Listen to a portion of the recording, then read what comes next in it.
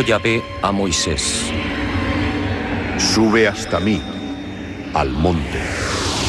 Quédate allí y te daré las tablas de piedra, la ley y los mandamientos que tengo escritos para su instrucción.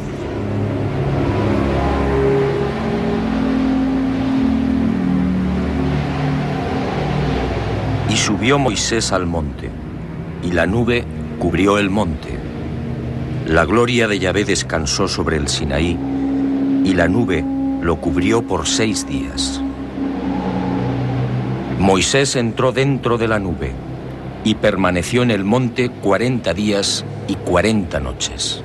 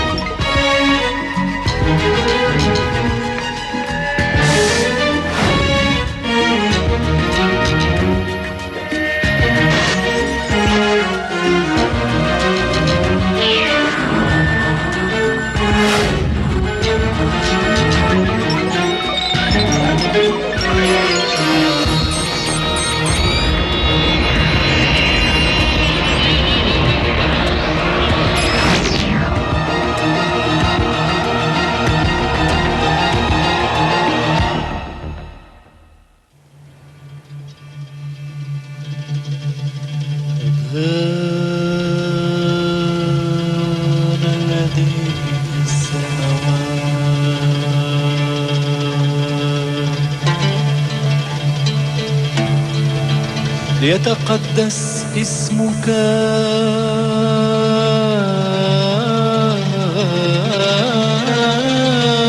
لتكن مشيئتك أبانا الذي في السماوات. Hace 3200 años aproximadamente, este gesto habría sido fatal. Al tocar el arca de la alianza, habría caído fulminado. Hoy quiero contarle una nueva historia. La historia del objeto sagrado más enigmático, codiciado y mortífero. Sígame, venga conmigo al planeta encantado de los sueños. Y Yahvé habló a Moisés y le dijo: Harás un arca de madera de acacia de 2 codos y medio de largo, codo y medio de ancho y codo y medio de alto. La revestirás de oro puro, por dentro y por fuera la revestirás. Harás también varales de madera de acacia que revestirás de oro, y los pasarás por las anillas de los costados del arca para transportarla. Los varales deben quedar en las anillas del arca y no se sacarán de allí. Y en el arca pondrás el testimonio que yo te voy a dar. La península del Sinaí. Más de 62.000 kilómetros cuadrados estratégicamente situados entre África y Asia. Un desierto sofocante habitado por 200.000 personas, la mayoría beduinos, y gobernado por la cadena montañosa del Sinaí, el desierto del Éxodo. Un vasto complejo granítico en el que se alcanzan 50 y 60 grados Celsius durante el día y hasta 20 grados bajo cero durante la noche. Un macizo desnudo, antaño poblado por el leopardo y por el que serpentean los caminos más antiguos del mundo. Aquí, en la llamada Montaña de Dios, en este lugar emblemático para judíos y cristianos, nace la historia del Arca de la Alianza. Un objeto cuya pista se ha perdido y que, sin embargo, continúa levantando polémica. Un objeto santo que llegaría a provocar más de 1 millón de muertos. Una historia repleta de dudas, leyendas y contradicciones. Sabemos muy poco de ella, pero lo que conocemos es tan fantástico como terrorífico. No pretendo desvelar su misterio. ¿Quién podría hacerlo? Me limitaré a contar lo más sobresaliente de aquella increíble aventura.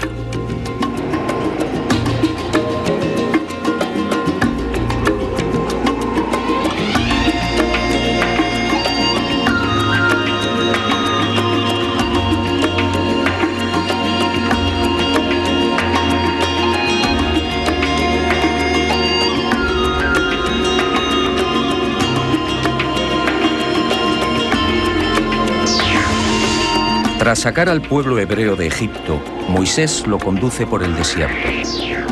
En las cercanías del Sinaí, Bezalel y sus artesanos construyen el arca. Y Moisés guarda en ella los 10 mandamientos, las tablas de piedra de la ley. Y empiezan los prodigios.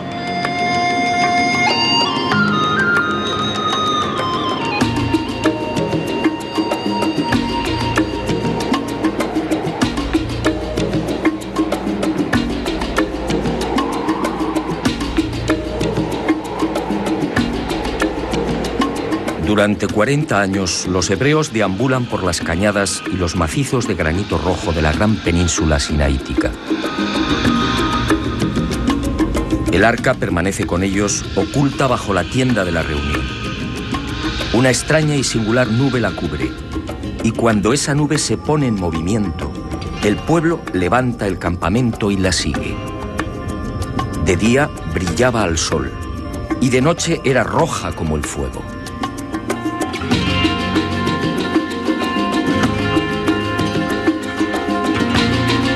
Y el arca, asegura la tradición rabínica, tenía incluso la virtud de volar.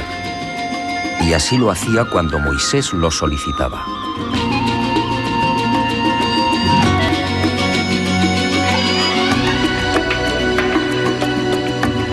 Tras 40 años en este desierto, Moisés prosigue su camino hacia el norte, alcanzando finalmente el monte Nebo, en la costa nororiental del Mar Muerto. Desde allí contempla la tierra prometida y al parecer muere.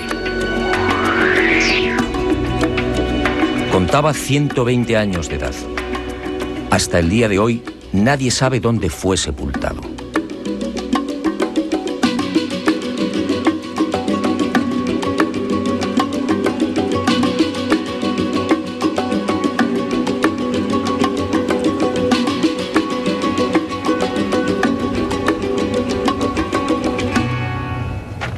A partir de este lugar, el Arca de la Alianza volvería a cobrar un especial protagonismo.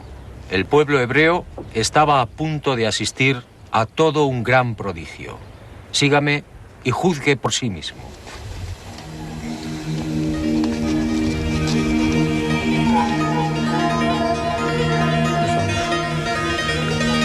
Josué, el nuevo caudillo, escuchó la voz de Yahvé y siguiendo sus órdenes condujo al pueblo hasta las orillas del Jordán. El arca fue alzada sobre los hombros de los sacerdotes y marchó a la cabeza de los hebreos. Y al tocar las aguas, el río se detuvo.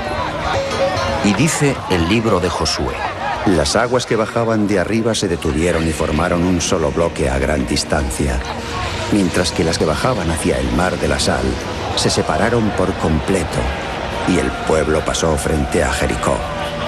Los sacerdotes que llevaban el arca de la alianza de Yahvé se estuvieron a pie firme, en seco, en medio del Jordán, mientras que todo Israel pasaba en seco hasta que toda la gente acabó de pasar el Jordán. Y cuenta la Biblia que por delante del pueblo cruzaron unos 40.000 guerreros armados, dispuestos al combate y hacia la llanura de Jericó. Y me pregunto, ¿cuánto pudo durar el milagro? Según los especialistas, amén de esos 40.000 guerreros, el grueso de las 12 tribus de Israel podía oscilar entre 250.000 y 500.000 almas, sin contar rebaños, carros y animales en general. ¿Qué clase de artefacto era el arca? ¿Cómo pudo inmovilizar un cauce con un volumen aproximado de 500 metros cúbicos por minuto?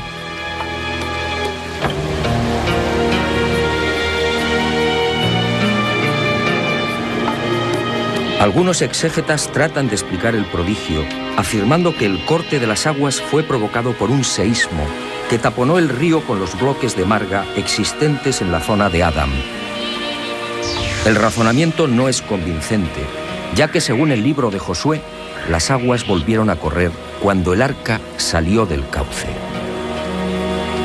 Y con toda razón, al conocer la extraordinaria noticia, reyes y súbditos de la vieja Palestina se estremecieron. Y Yahvé consiguió un doble efecto: impresionar una vez más a su pueblo y minar la moral de los cananeos, los legítimos propietarios de una tierra que estaba a punto de ser expoliada.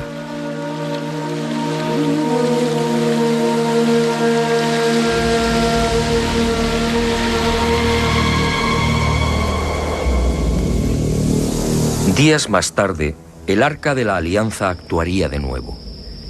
Eso al menos es lo que se deduce del capítulo 6 del libro de Josué. Yahvé volvió a dirigirse a Josué y le dijo: Mira, yo pongo en tus manos a Jericó y a su rey. Vosotros, valientes guerreros, todos los hombres de guerra, rodearéis la ciudad dando una vuelta alrededor. Así harás durante 6 días. 7 sacerdotes llevarán las 7 trompetas de cuerno de carnero delante del arca. El 7º día daréis la vuelta a la ciudad 7 veces y los sacerdotes tocarán las trompetas. Cuando el cuerno de carnero suene, cuando oigáis la voz de la trompeta, todo el mundo prorrumpirá en un gran clamoreo y el muro de la ciudad se vendrá abajo y el pueblo se lanzará al asalto.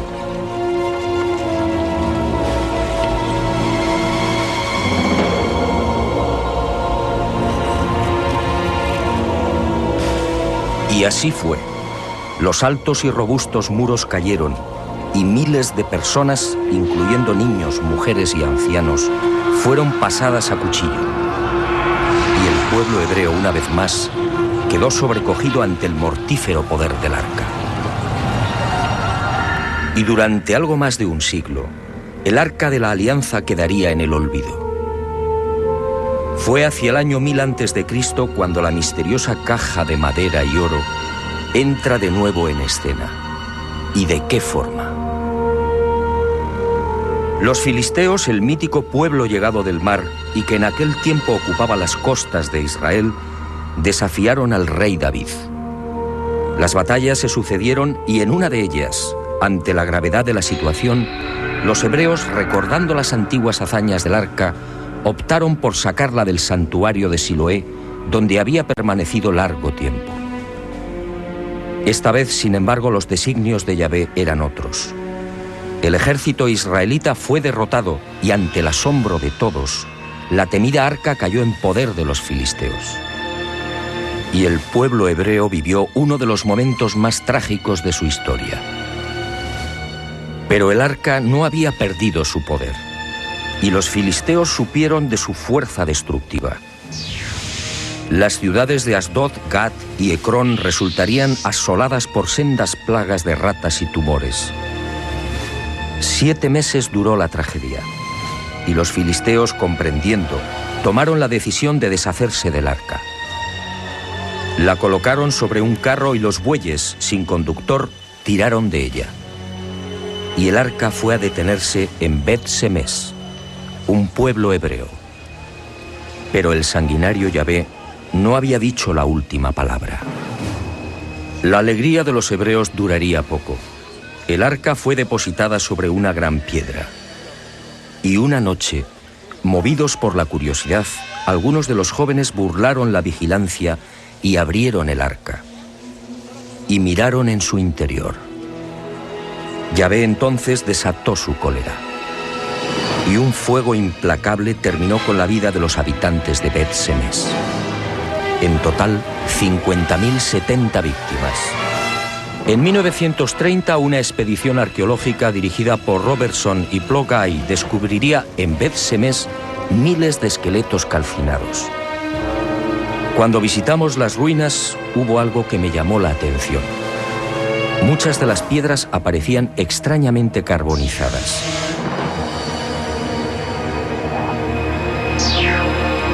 Los escasos supervivientes de Bet-Semes, al igual que sucediera con los filisteos, no consintieron que el arca siguiera en sus tierras.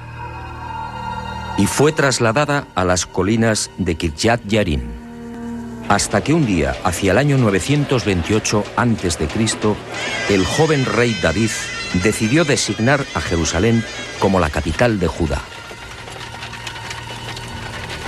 Y quiso que el Arca de la Alianza estuviera presente en la recién estrenada capital del reino.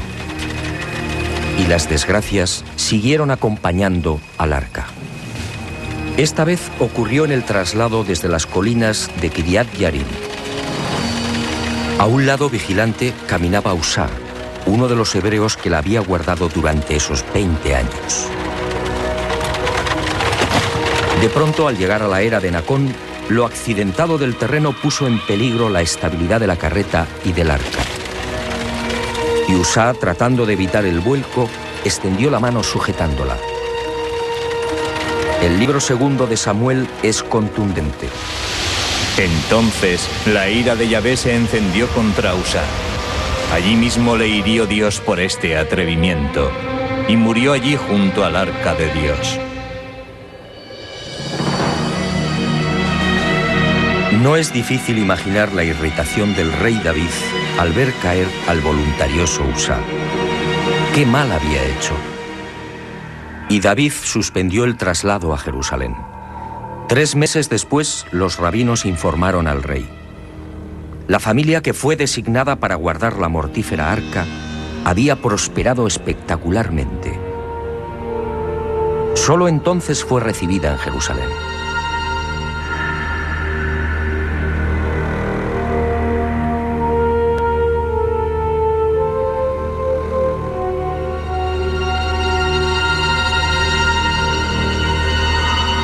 Y ahí comienza la última y decisiva etapa del Arca de la Alianza, la más oscura y enigmática. A David le sucedió su segundo hijo, el no menos mítico Salomón. Corría el año 961 a.C. El arca seguía oculta bajo una tienda. Solo el sumo sacerdote podía llegar hasta ella y una vez al año, y siempre envuelto en una nube de incienso. Y cuentan las crónicas que Salomón fue bendecido por el arca. Compuso 1000 cánticos y fue el autor de 3000 proverbios. Hablaba con los árboles, con los peces, con las aves y con las bestias. Y su poder sobre la naturaleza fue tal que el nombre de Salomón sería utilizado como talismán. Pero la sabiduría no fue la única bendición. Salomón ingresaba cada año 666 talentos de oro, es decir, algo más de 9 millones de dólares. Su flota y comercio se extendieron en todas direcciones, llegando incluso a las remotas tierras de la India y China. Y agradecido, construyó para el arca un lujoso y deslumbrante templo, el primer templo de Israel. Una vez terminado, Yahvé se apareció a Salomón haciéndole una clara y trascendental advertencia.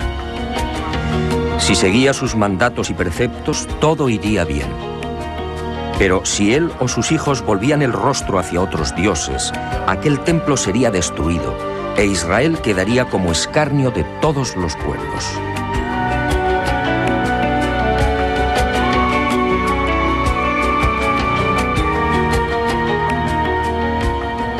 Quiero que preste especial atención a esta advertencia de Yahvé al rey Salomón. En mi opinión, la clave para entender el destino final del Arca de la Alianza. Un destino muy distinto al que nos han contado.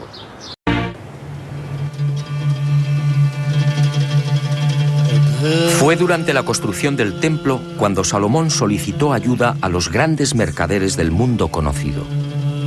Tamrín fue uno de ellos y acudió a la llamada del gran rey con un importante cargamento de zafiros, ébano e incienso. Tamrín contempló la obra de Salomón y quedó impresionado.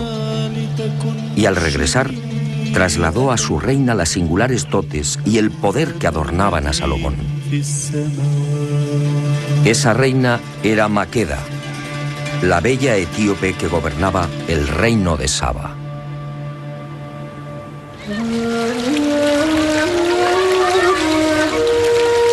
La reina de Saba no lo dudó. Su país era rico en especias y resinas aromáticas como el incienso y la mirra, y quiso fortalecer las relaciones comerciales con el poderoso vecino del norte. Esa en realidad fue la razón principal que movió a la joven virgen a viajar hasta Jerusalén. Un viaje de 2.500 kilómetros. Un dato que dice mucho sobre el coraje y la fuerte personalidad de la reina de Saba. Maqueda también quedó deslumbrada. Y esa misma leyenda tomada de la Gloria de los Reyes, el libro que narra la épica nacional etíope, nos dice que al final de su estancia en Jerusalén, Maqueda fue seducida por el mujeriego Salomón. Y Maqueda parte hacia Saba sin saber que está embarazada. Antes de abandonar Jerusalén, Salomón le hace entrega de un anillo y le dice: si tuvieras un hijo mío, envíamelo. Si porta este anillo, sabré que yo soy su padre. El niño creció y al llegar a los 18 años, Maqueda lo envía ante Salomón. Y Salomón le da un nuevo nombre, David, en memoria de su abuelo. Y llega el día de la despedida. Salomón decide que el hijo de Maqueda sea escoltado hasta Saba por 1 millar de jóvenes, hijos de los principales dignatarios de Israel. La orden de Salomón no gusta a los israelitas, y según la leyenda etíope, sucede un hecho desconcertante. Uno de los jóvenes elegido para acompañar al hijo de la reina de Saba maquina un plan para vengarse de Salomón. El tal Azarías, hijo de Sadoc, el sumo sacerdote, se las ingenia para robar el arca de la alianza, dejando en su lugar una réplica. Y la comitiva se pone en marcha. Pero algo extraño sucede.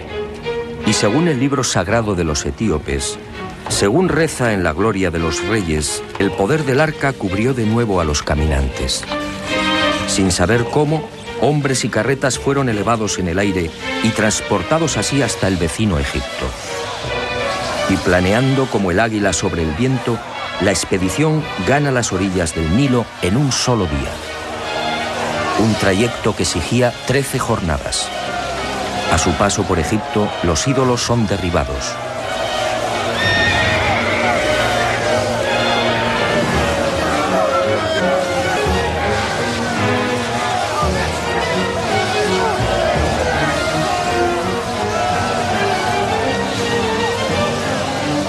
Finalmente, el poder del arca los deposita en el corazón del reino de Saba.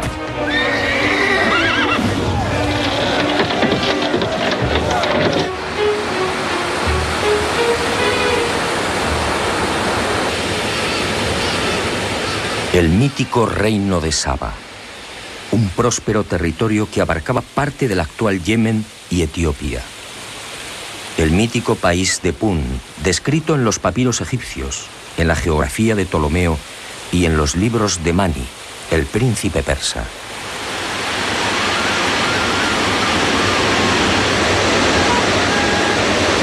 El rico paraje del que partían el incienso, las especias, el oro rojo y las maderas sagradas. Es aquí donde la leyenda sitúa al rey Agabo, padre de Maqueda.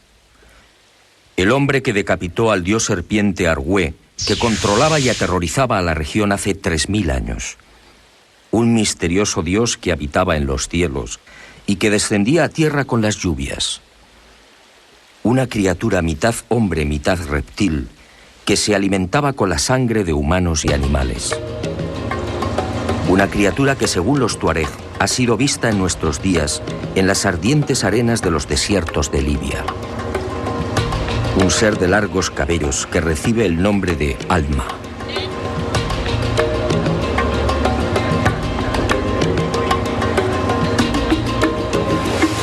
Los cristianos etíopes se aferran a la leyenda y aseguran que el arca, una vez en el reino de Saba, fue escondida en un viejo monasterio en la orilla oriental del lago Tana.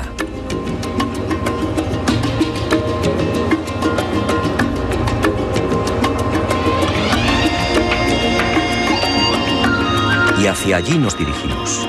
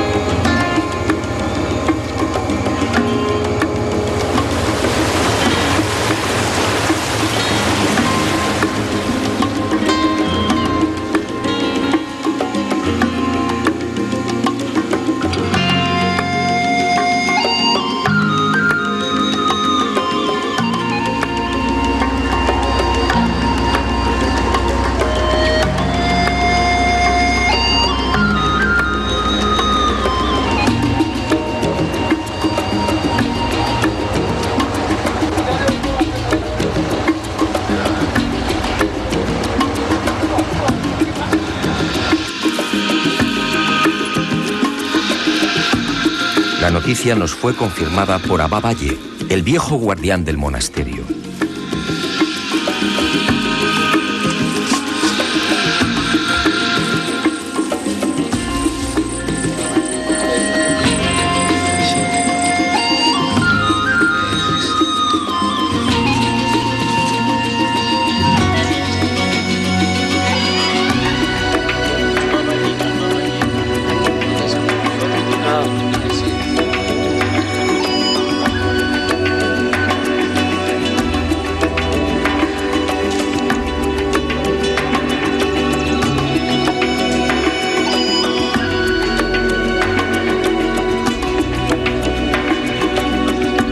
Y aquí permaneció durante 1100 años hasta que el rey Ezanas se convirtió al cristianismo en el 303 de nuestra era. Entonces, aseguró Abba, el arca fue trasladada a la ciudad de Axum, la capital del reino de Maqueda.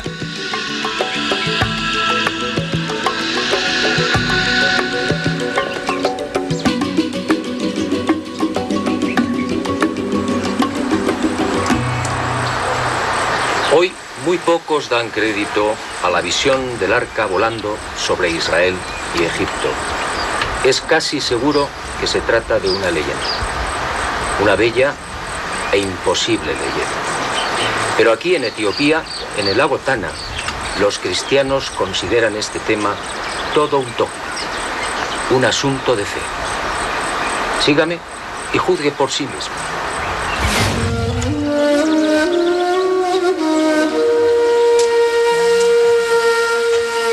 Y digo bien, una bella e imposible leyenda. Imposible porque, de ser cierta la maquinación de los jóvenes judíos, la Biblia a buen seguro la hubiera registrado. El robo del Arca de la Alianza, como sucedió en el caso de los filisteos, habría llenado de amargura al pueblo hebreo. Y Salomón hubiera perseguido a los profanadores hasta el fin del mundo.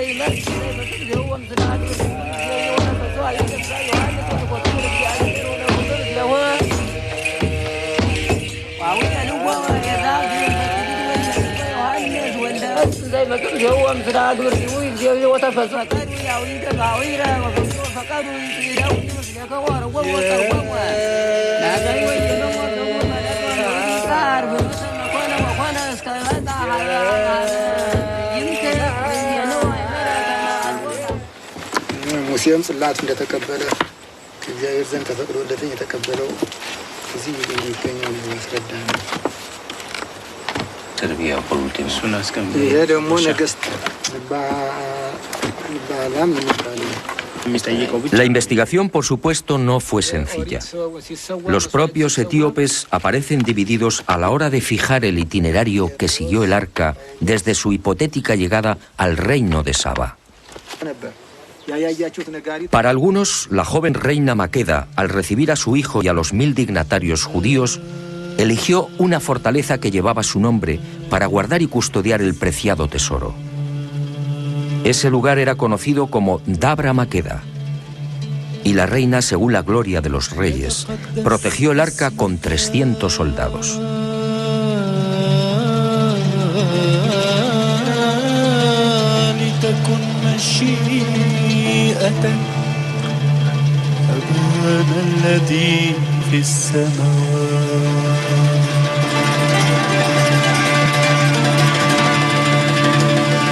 Pero existe incluso una tercera versión.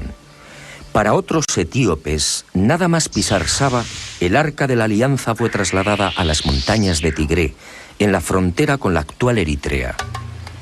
Y allí en una ermita excavada en las paredes rocosas del monte Fashi, permanecería hasta el siglo IV de nuestra era, cuando el citado rey Ezanas la condujo a la capital del reino, Aksum.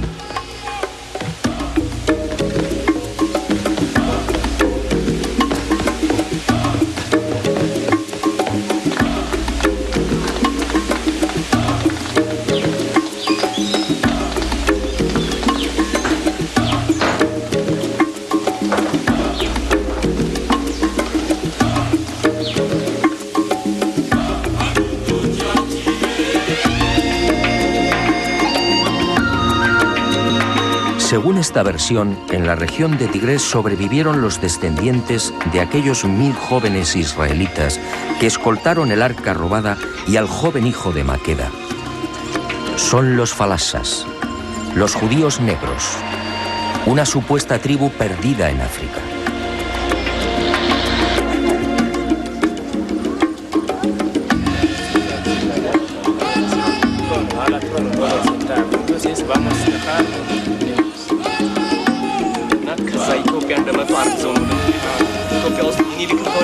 Unos etíopes que conservan buena parte del ritual y de los preceptos de Moisés. Unas gentes que se autodenominan Betá Israel, la casa de Israel.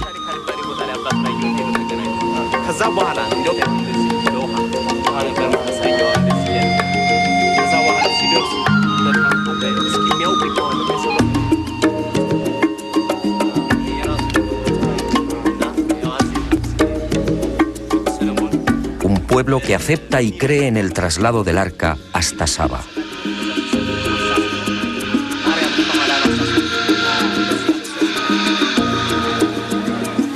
Y así nos lo confirmaron. Para ellos no hay la menor duda. El arca y las tablas están en Etiopía.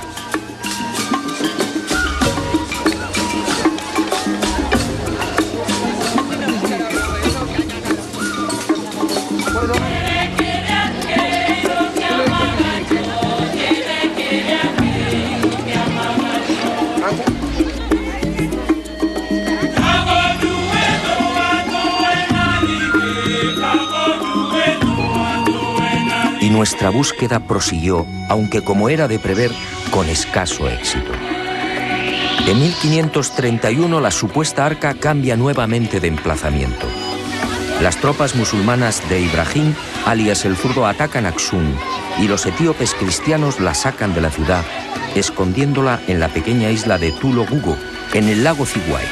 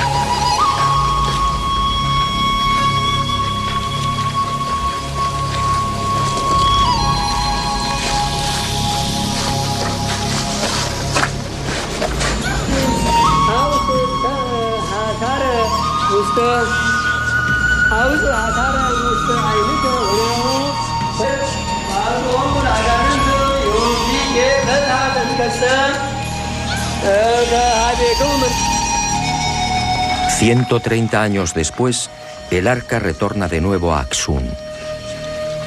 Y allí continúa según los etíopes.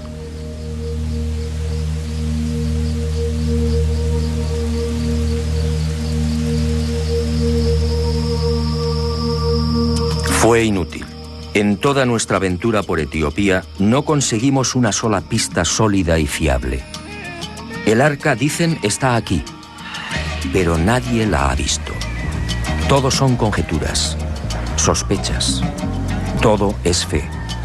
Una fe, eso sí, capaz de levantar iglesias como las de Lalibela.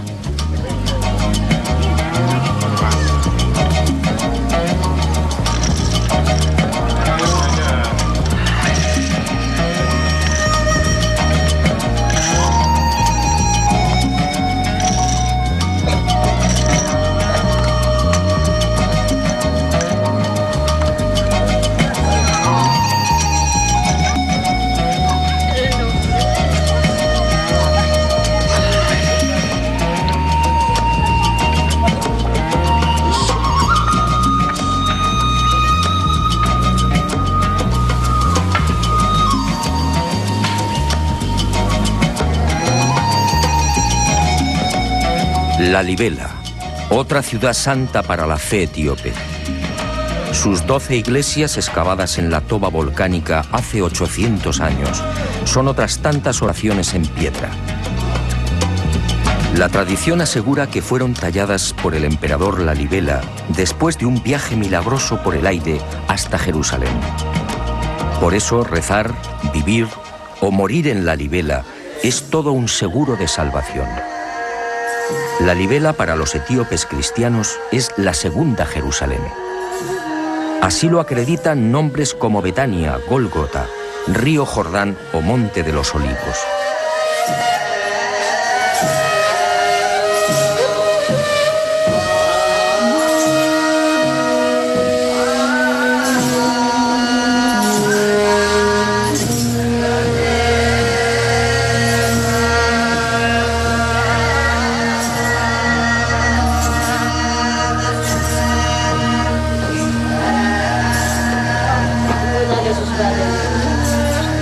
En un laberinto de pasadizos a 15 y 20 metros bajo la superficie, un ejército de monjes y ermitaños recita sin descanso el Viejo y Nuevo Testamentos, siempre en Ge'ez, la vieja lengua de Aksum.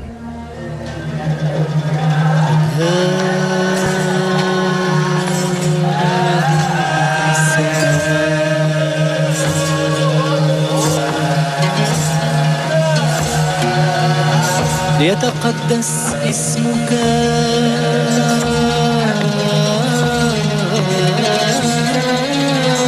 لتكن مشيئتك هذا الذي في السماء.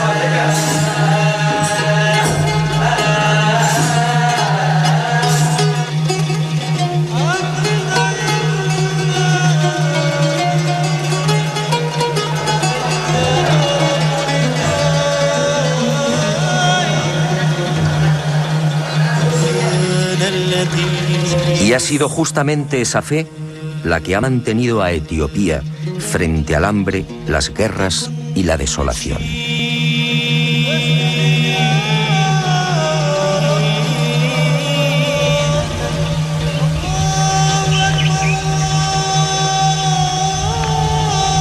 Y al fin, Aksum, la vieja capital del reino milenario.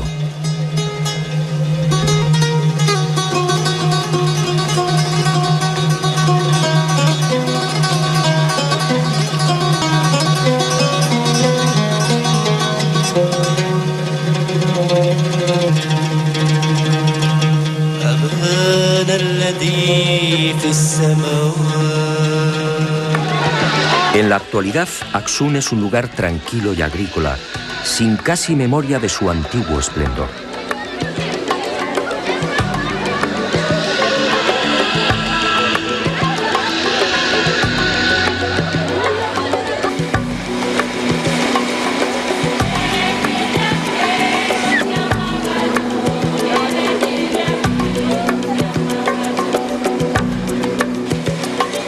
Sin embargo, el pensamiento y las miradas de 30 millones de etíopes que profesan el cristianismo, casi la mitad de la población, están puestos en una pequeña capilla de esta ciudad. Santa María de Sion, el templo más sagrado y en el que, según la tradición, se guarda el Arca de la Alianza.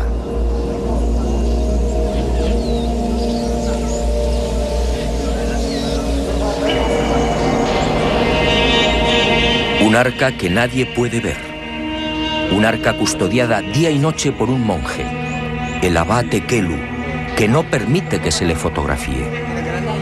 Hablamos con el abá Mekonnen, custodio de los tesoros de Santa María de Sion, pero fue inútil. Aquí, según él, se encuentra la verdadera arca, la que fue robada al rey Salomón. ¿Ver el arca?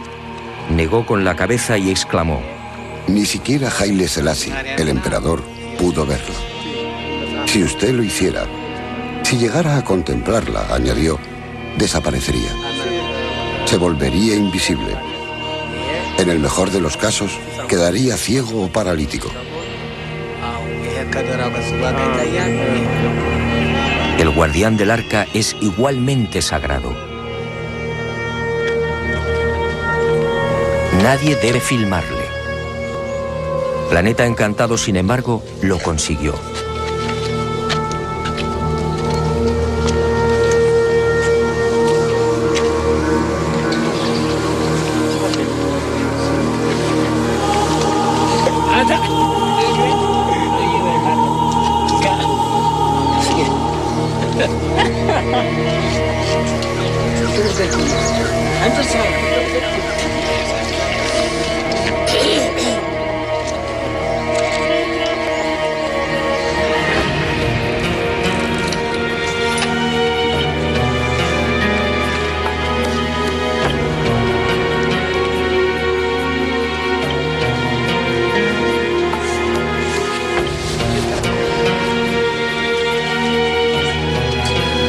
Después de 3 días de paciente espera, nuestras cámaras lograron sorprenderlo junto a la reja que cierra el pequeño santuario. Estas son las únicas imágenes existentes en el mundo del abate Kelu, el mítico guardián del Arca de la Alianza.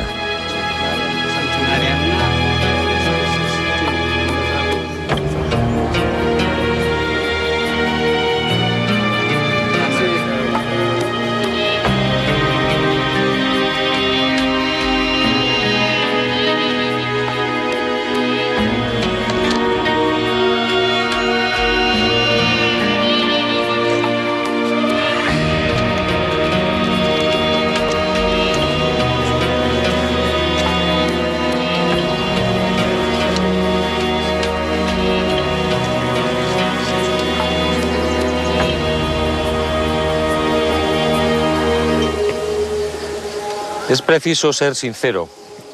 Los etíopes no lo aceptan, pero ahí, en la capilla que tengo a mi espalda, jamás estuvo el Arca de la Alianza, al menos la auténtica. Tanto la historia como el sentido común lo niegan. Se trataría, en todo caso, de un bello sueño, un deseo imposible. Insistir no tenía sentido.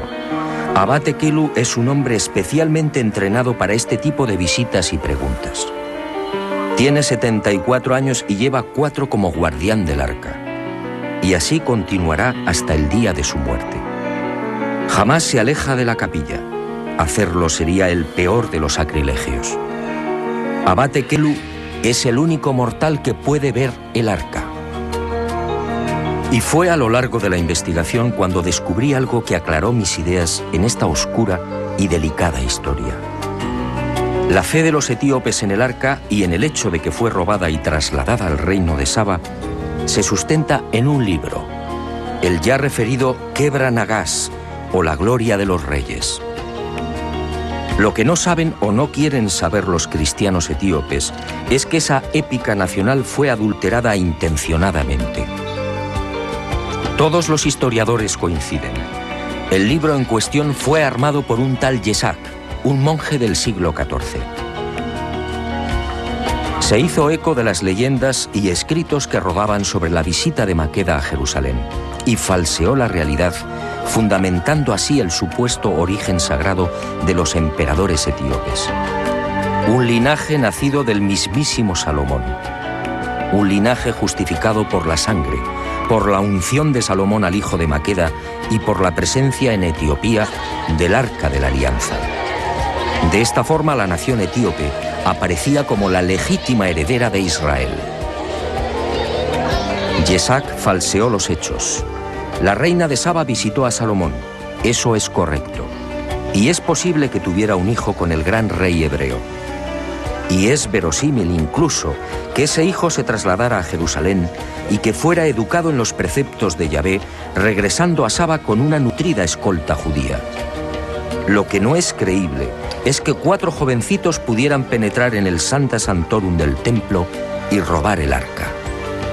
En aquel tiempo, de los 18.000 sacerdotes y levitas que atendían el culto, alrededor de 300 permanecían permanentemente en el interior del templo, sin contar el servicio de vigilancia exterior. Nadie, judío o gentil, hubiera podido llegar siquiera a las escalinatas que conducían al Santo de los Santos. ¿Qué fue entonces lo que pudo suceder? Cabe la posibilidad de que Salomón obsequiara al hijo de Maqueda con una copia del arca. Y esa réplica, en efecto, llegó a Saba. Eso fue todo. El resto es leyenda y, como decía, manipulación pura y dura. La presencia del arca en Etiopía, en Suma, no resiste el menor análisis histórico.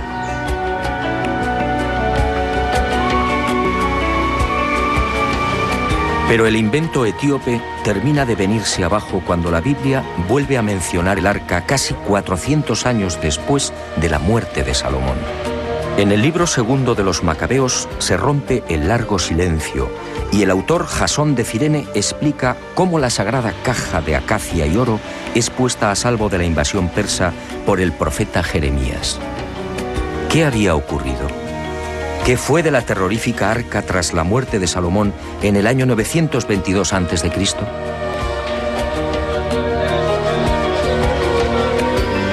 Son varias las hipótesis, aunque la clave para mí hay que buscarla en la ya referida y trascendental advertencia de Yahvé a Salomón. Si vosotros y vuestros hijos os volvéis de detrás de mí y no guardáis los mandamientos, yo arrancaré a Israel de la superficie de la tierra. Y el mujeriego Salomón olvidó las palabras de Yahvé. Y cuenta el libro primero de los Reyes que, llegada a la ancianidad, el sabio y poderoso rey se dejó tentar por sus mujeres, adorando a los ídolos y construyendo incluso un altar a Quemos, una de las divinidades de Moab. Y el implacable Yahvé cumplió su amenaza. Tras la muerte de Salomón, todo fue confusión, guerras y dolor. Una situación caótica que culminaría con el asedio de Jerusalén por las tropas de Nabucodonosor II en la primavera del 587 a.C. La ciudad santa fue tomada y el templo arrasado, y 830 familias judías fueron deportadas a Babilonia.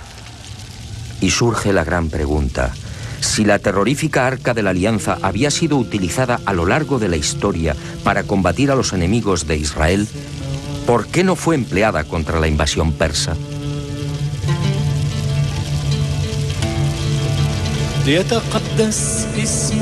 Solo cabe una respuesta.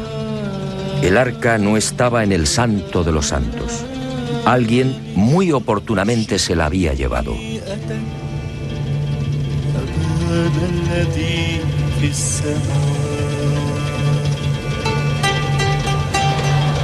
Para unos, el santo y sagrado emblema de Israel pudo ser escondido por Salomón en las grutas o laberintos existentes bajo la roca que hoy protege la cúpula de la mezquita de Omar. Para otros expertos, basándose en el mencionado libro segundo de los Macabeos, fue Jeremías quien, tras recibir una revelación divina, entra en el templo y conduce el arca hasta el monte Nebo, escondiéndola en una gruta y evitando así que cayera en manos de los persas. ¿Sigue oculta en las entrañas del monte Nebo? ¿La devolvió Jeremías o sus sucesores a la ciudad de Jerusalén? Si fue así, ¿la ocultaron de nuevo bajo la gran roca? Esta es la tesis defendida hoy por buena parte de los sabios y rabinos judíos. Y esta justamente la razón más importante y secreta por la que Jerusalén jamás será devuelta a los palestinos. Y usted se preguntará con razón, ¿sigue el arca en este lugar después de 2500 años? Permítame que le lea un breve pasaje del libro de Ezequiel, capítulo 20, versículos 18 y 19. Dice así: La gloria de Yahvé salió de sobre el umbral de la casa y se posó sobre los querubines. Los querubines desplegaron sus alas y se elevaron del suelo ante mis ojos, y las ruedas con ellos. No será como dice el profeta Ezequiel, que la terrorífica arca fue sacada del templo por el propio Yahvé. No será que la misteriosa caja de madera y oro abandonó la tierra hace 2500 años. No será que el arca, como Yahvé, solo son un recuerdo al que se aferran las religiones y los fanáticos. No será que el tiempo del sanguinario Yahvé ha pasado.